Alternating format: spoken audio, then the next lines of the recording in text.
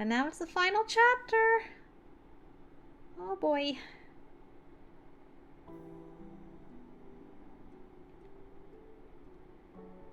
Sometime later, we finally arrived at Osaka Castle. So long as we were at the castle, we weren't likely to run into enemy patrols, and for that I was grateful. Saito? How are you feeling? What do you mean? Well, I realized suddenly that I couldn't talk about the Furies openly with so many people around. Instead, I simply mumbled, at a loss for words. He must have guessed what I was getting at, and for a second or two before responding. At the moment, I feel fine. Really? But Heisuke and Sanon said that it was hard for them to be up during the day. My condition is none of your concern. Those words pierced my heart. Well, I mean, I could understand his coldness. But the water of life, the thing that would now change his entire life, was because of my father. These men seem excited. Are they anxious for war? I wonder. The atmosphere in the castle was certainly restless, even as I watched wounded soldiers being carried in. Hey! Is that you, Saito? That voice! It is you! Damn, you're alive? Not exactly a warm welcome there, Shinpachi. Nagakura! Harada! You're both safe! Damn right we are. You really think that bunch of chums is enough to take me down? And look at this. Not even a scratch on you, Saito. Just what you'd expect from a master swordsman, huh? Saito's mouth thinned, but he said nothing. There was no way Nagakura could have known the true reason for Saito's apparent good health. For a man like Saito, someone with absolute faith in his sword and his skill, to admit weakness and reach for the water of life, I could only imagine how tortuous it must have been. Captain Saito, Yukimura, you're safe. Oh! Oh, what a relief. I've been looking all over the castle for you. It's good to see you made it back in one piece. Hey, it's bad luck to say that. Come on, Kai, she had Saito with her. Did you really think she wouldn't make it back? Right, of course. I'm still glad to see them, though. Aw, he quickly scrubbed tears from his eyes with a fist and smiled at us. Shimada. Oh, what happened to Yamazaki and Inoue? Oh. Were they hurt? Harada spoke up, but his voice was strained. Yamazaki was hurt pretty bad by a gunshot. Matsumoto's taking care of him at the moment, but he's got a bad fever and he's stuck in bed for now. To be honest, we don't know if he'll make it. Oh no! What about Inoue? He's alright, isn't he? I felt my stomach clench with dread. Inoue had to be alright. He had to.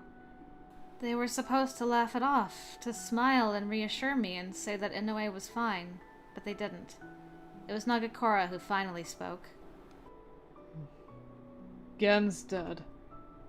He was shot. Probably died almost instantly. Well, at least that was more peaceful than the last death he had. No! My throat tightened and I could feel tears rising to my eyes. Aw. I know so. A samurai never goes back on his word, no matter what happens. Nagakura and Shimada knew that when they volunteered for this mission. That sort of honor is a rare thing these days, but they have it. So does Saito. A samurai. No, a man would never do anything to make a girl sad, and those men are true samurai. Trust them to make it back to you. You don't need to worry about them. In a way. I thought a samurai would never do anything to make a girl sad. So why? Why did you die? I swallowed and my throat stung. It was horrible enough to think of the pain he'd suffered from his bullet wound, but even worse was the despair he must have felt as he realized his life was coming to an end. We need to get back to the rest of the guys. All the survivors should have gathered by now. Right. Okay. I wiped my tears away and followed. Everyone's dying again. Gosh darn. Saito! Yukimura! Good to see you're alive. I apologize for worrying you, Commander. This is all the survivors, then? Yeah, I guess you could say that.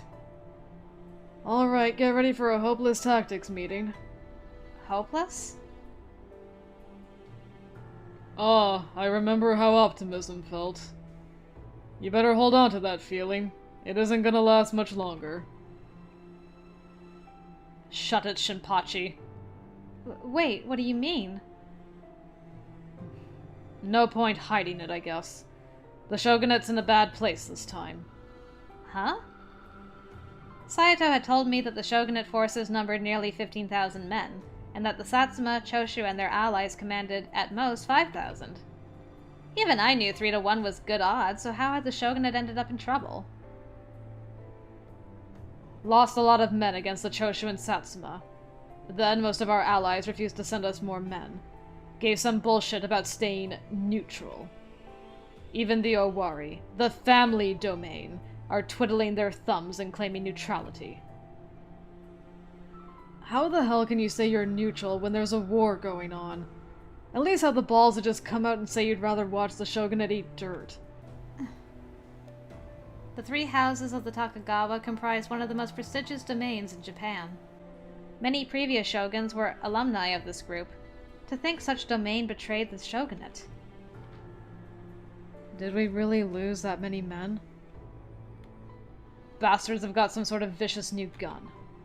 Got a longer range than anything we've seen before, and it fires so damn fast we can't charge in while they're reloading. Cut our guys down like grass. Guess swords don't have a place in war anymore. Ugh. Oh no, don't say that to Saito. Saito looked down and said nothing. He'd built his life around the sword, and now, just like that, it meant nothing. It gets worse. Our enemies are armed with silver bullets. A precious metal. It somehow counteracts the healing power of the Furies. Welp, they're werewolves after all. Silver bullets? Why? It's a way to counter the Fury Core. Someone on the other side knows a lot about Furies. Probably more than we do. A Fury can heal from nearly any injury, but silver bullets seem to somehow negate that. Our advantage comes from our ability to recover quickly as much as from our superhuman strength. Without our speedy healing, we're little different from a normal human. We didn't anticipate the silver bullets, and lost most of the Fury Core in the last battle. We're not sure what to do next.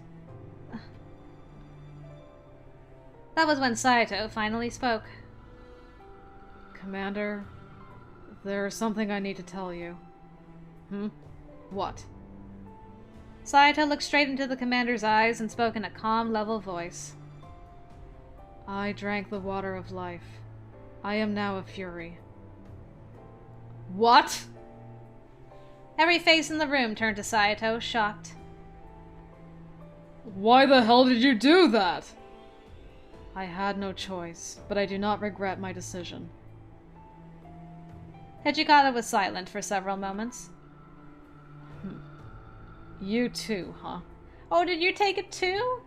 That was all he said. Or does he just mean, like, in addition to these two? You've made an excellent decision, Saito. Welcome to the fold. Sanan, you need to chill out. Done catching up? Good. Get your stuff together. Looks like we're being put on a boat for Edo. What? Why Edo? We're not going to hold the castle with Lord Yoshinobu here? Their faces fell when I spoke. Our Supreme Commander, in his infinite wisdom, has abandoned his men and left them to fight and die on his behalf. He ran back to Edo a while ago. I just about lost my shit when we heard about that. I mean, come on, have you ever heard of a war where the guy who started it runs away as soon as people start fighting? Sure makes our future an exciting place, though, doesn't it? Oh no. Saito's face is like, ah! Inoue had died and Yamazaki had been wounded. Though they were the only ones I knew, I had little doubt that many other men had fought for the shogun and been wounded or killed. And instead of staying to support his army, he'd abandoned them to their fate and been the first to run to safety in Edo. It was awful. The shogun abandoned us. I figure he's got his reasons. Politics isn't our problem. All we do is fight with honor. Yes, you're right.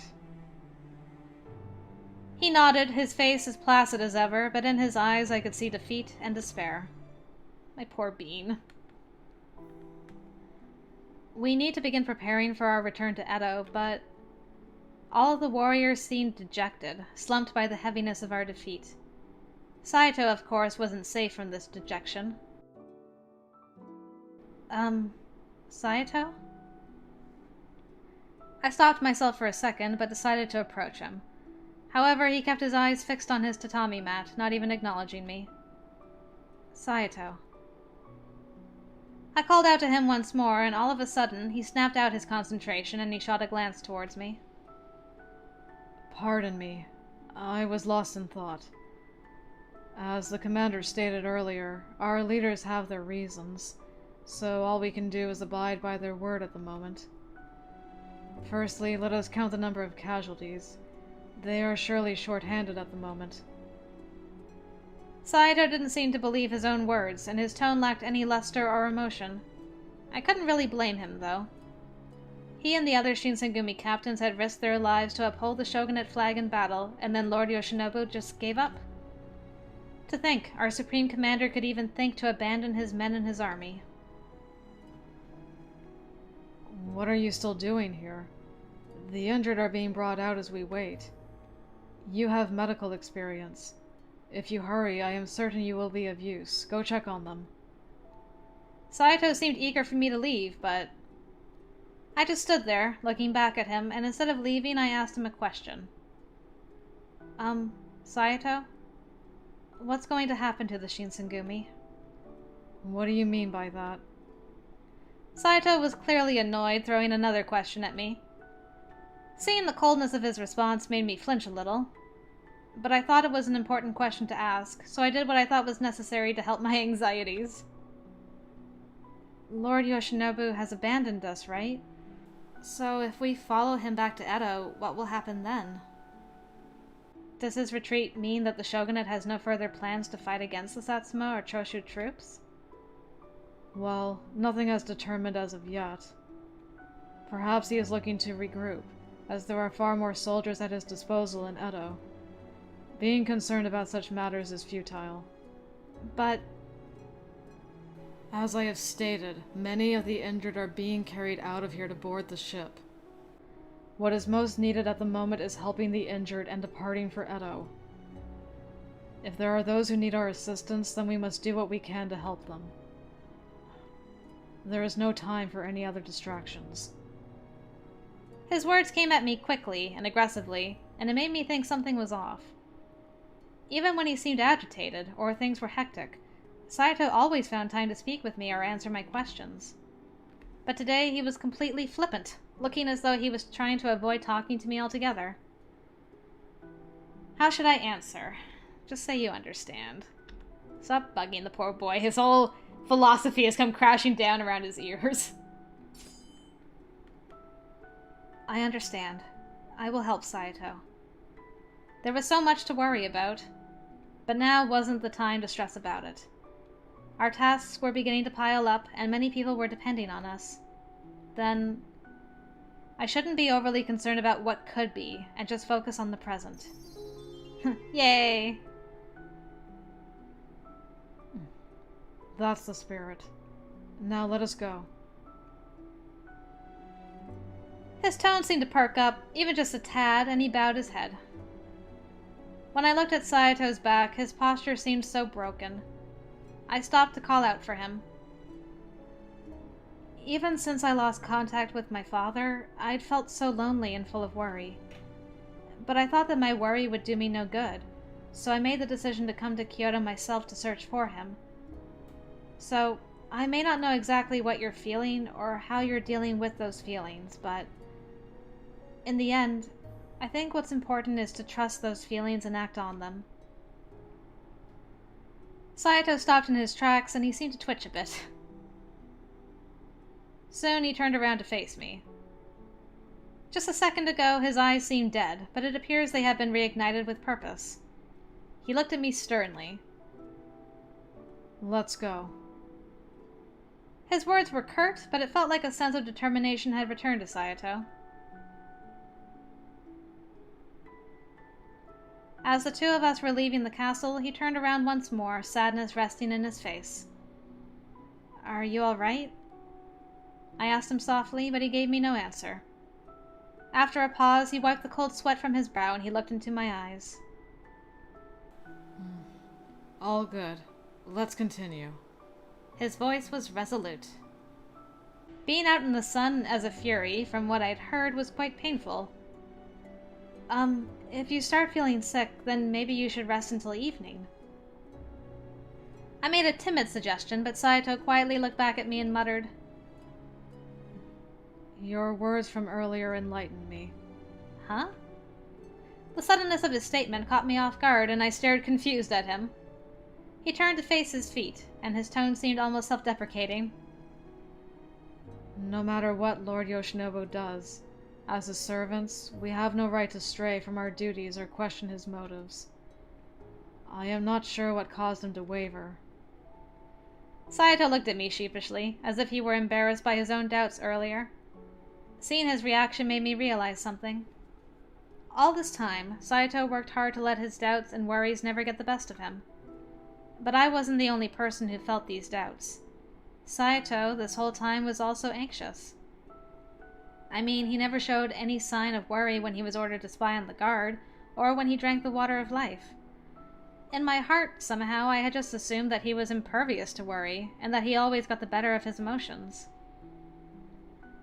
Then he looked longingly into my eyes. Wow. The future of both the shogunate and the Shinsengumi are plagued by uncertainties. However, all of that will be discussed in Edo. Our future begins now. So, I feel for your concerns, but for now, do not let them conquer you. For now, we must uphold our responsibilities and leave for Edo. Understood? Yes. Saito turned back around to make his way to the dock, but his aura had completely changed. If I had done anything to improve Saito's mood, then nothing could make me happier. I was thrilled that, even just once, that I was able to give back to Saito. I know that Saito and the Shinsengumi will be able to find their purpose as we return to Edo. But when we return to Edo, what awaits me? The whole reason I'd left Edo was for the purpose of finding my father. Later that night, I couldn't bring myself to sleep.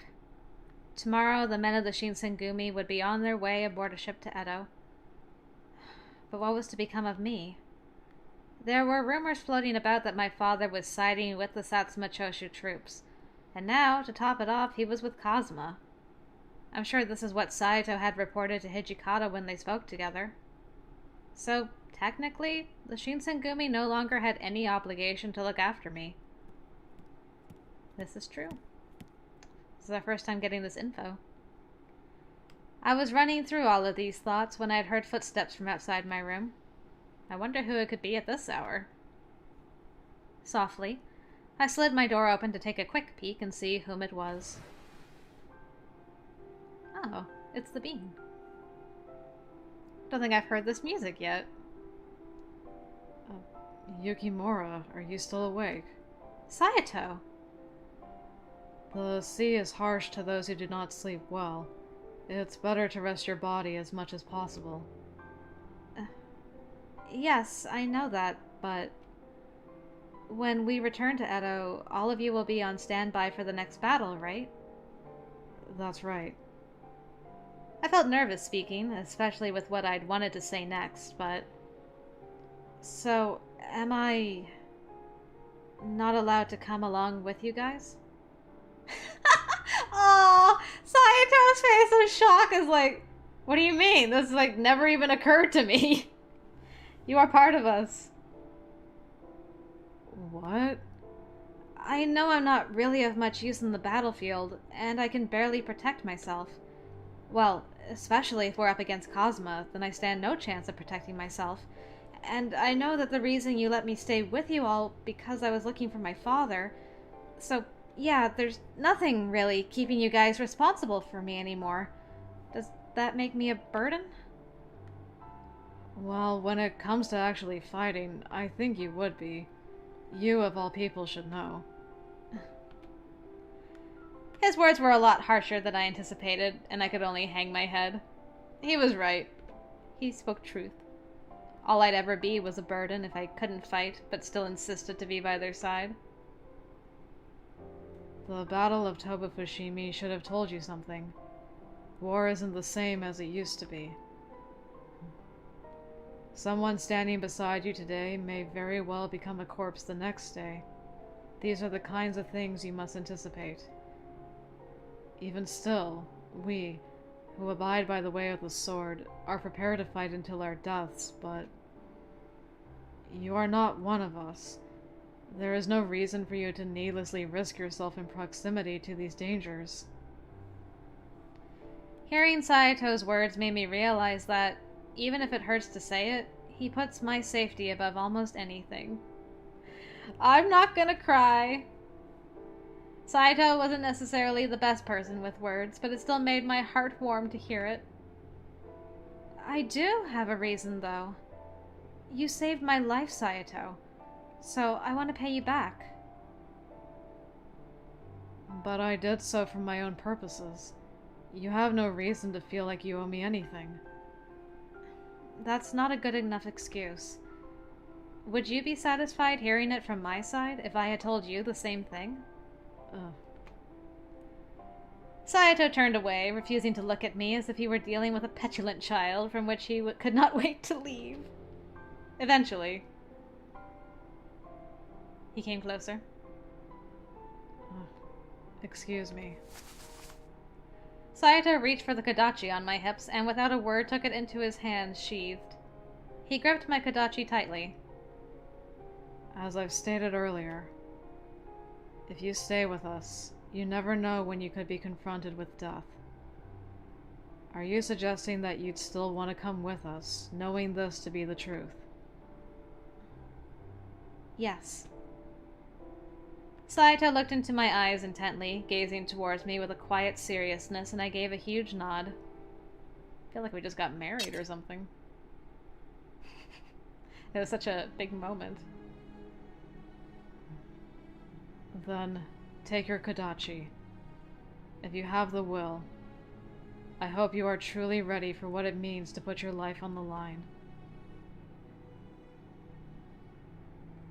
Saito silently handed me back the kodachi, watching my movements as if he was still testing me. His eyes glimmered against the light, and he stared back at me while I gulped nervously. Don't forget one thing, Chizuru Yukimura. The minute you take on this kodachi, I will no longer treat you like a guest. You will embark on a path from which there is no turning back. His eyes were stern, and they were staring at me with such intensity that I couldn't breathe. But I asked to stay, keeping all of this in mind. Aww. With this newfound resolve, I reached for my kodachi, and Saito smiled faintly. I've accepted your resolve. I will no longer tell you to return to Edo. You follow us wherever we go. Okay. Although his expectations for me were huge, I felt warm from his words, and I loosened up. During the 4 years in which the Shinsengumi had looked after me, I could never shake the thought of feeling like an outsider. But now, for the first time, I finally felt like I'd been accepted as one of them. I will follow the Shinsengumi wherever you guys go, and I'll be by your side the whole time, Saito. No matter what happens in the future, I have faith in everyone, including you, Saito. I see.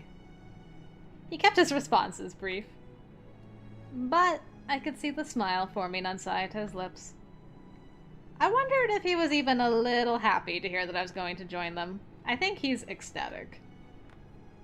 And worried, but mostly happy. I'm sure we will be facing the Satsuma and Choshu and even Kazuma when we return to Edo, but I felt like as long as I'm with Saito, I'll be alright. I had a mysterious confidence well up in my heart, and I smiled back. You guys are adorable. Aww. What a lovely ending to that. I felt like that was just such... I don't even have words. It was so good.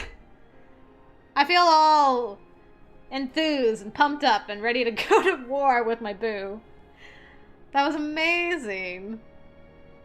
I really love these two together. They're great. They're really, really great. I don't think it'll come as a shock to anybody that Saito has now taken #1 place in my heart. Sorry, Soji, you're still a #2. But, oh, wow. Everything about this was just, mwah. Chef kiss. So good. I'm hoping that we're, like, real partners. I can't wait to see how he treats her now in the second half of the game. Now that he's like, okay, you're no longer a guest. You are a part of our group, and we're going to fight together. I won't tell you to leave anymore. Oh, man. That shocked look on his face, too, and he's like, what do you mean you're not coming with us? That's really odd. What do you mean by this? Oh.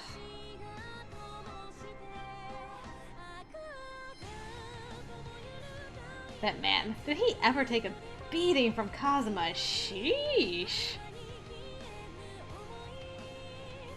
Kazuma was just, like, insane during that last battle with him. Just totally lost it. He wasn't, like, personally angry at Saito, though, as he was with Hijikata, which was interesting. But, man, did he ever go at him. I'm still curious about Amagiri. Did he save his bud? In that moment? Did they really need Kazuma? I guess we'll find out eventually.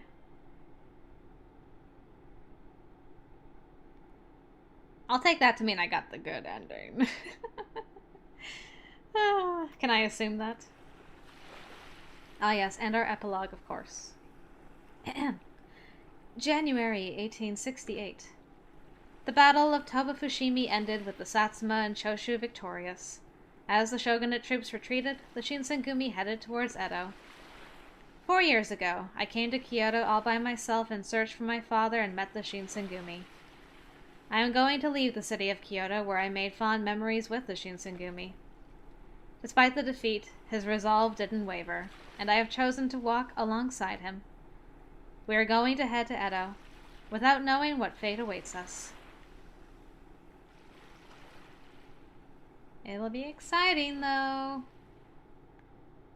Ugh, man. Fiend. Look at that full bloom we got. How nice. Excellent, excellent. Truly excellent. Oh, that was so good. I hope you guys enjoyed that as much as I did. But that means all the good stuff's done now. And now... that means unrequited love ending and bad endings are next. Seen at 9:30 p.m. Well, that's an achievement. Alright. Well, yep, like I said, that's a good ending. On to the unrequited love ending next. So, we'll see what that has in store for us, and if we get, like, ice shards in our heart, or what's gonna happen. So, hopefully I'll see you over there, guys. Thanks again for watching, and until then, I will see you later.